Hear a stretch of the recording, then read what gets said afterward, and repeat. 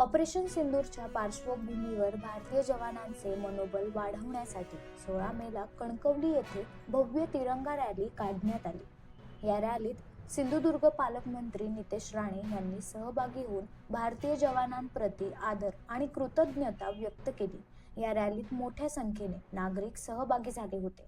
भारत माता की जय, वंदे मातरम अशा घोषणा देत कणकवली शहरातील पटकी देवी मंदिर येथून तहसीलदार कार्यालयापर्यंत निघालेल्या तिरंगा रॅलीचा समारोप राष्ट्रगीताने करण्यात आला।